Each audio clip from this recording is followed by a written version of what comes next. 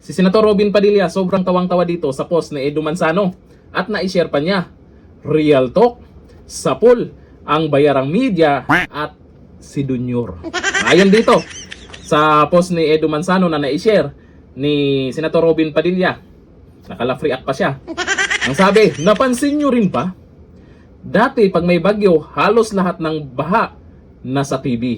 Oy, tamimi ang media ngayon Ngayon, sa social media na natin nakikita ang mga kalsadang lubog at mga taong hanggang tuhod ang tubig. Nangyari sa media ngayon. Napapaisip tuloy ako. Bakit? Sa gitna ng napakalaking issue ng GOS at questionable flood control projects, bakit nawala na naman ang atensyon dito? Bakit puro sa impeachment lang nakatuon ang gobyerno at hindi pati sa mas malawak na korupsyon sa flood control? Lagpas isang taon na. Puro kwento pa rin at pangako. Dunyor, kwento daw at pangako. Ito ba ay dahil sa mga personalidad na sangkot sa korupsyon sa flood control ay mga tao rin na may impluensya o may pagmamay-ari ng mga media company? Sapul kayo dyan. Kaya ba tahimik ang mga dating bumabatikos ng baha? Follow the water, follow the money.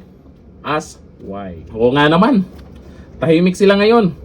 Tahimik ang media. Yung ibang media, may iba naman na nagbabalita. Pero ibang-iba na po ngayon talaga. Pansin nyo, mas nagkakaroon tayo ng update sa mga post sa social media.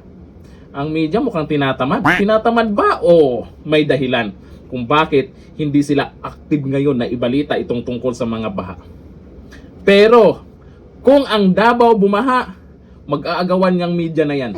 Mag-uunahan yan sila pumunta ng Davao para ibalita. Ano meron? Puro na lang kasi impeachment. Pagdating sa impeachment, lahat ng media updated. Ngayon, sa baha, tahimik. Nilalamig ba? Ito ayon sa mga nagkomento. Ito sabi ni Joseph Recuerdo na real to kayo ni Sir Edu Manzano. Sabi ni Ryan Brescia, mahina signal ng mainstream media kapag tag-ulan. E baka naman, update kasi kayo pag may time. Ang daming lugar na binaha, pero kayo, nasaan na? Sa social media na lang natin napapanood talaga yung mga nag-post kung ano yung update sa lugar nila. Pero yung ibang media, hindi naman sana ako maniniwala na bayaran sila, pero yung galawan, nakakaduda.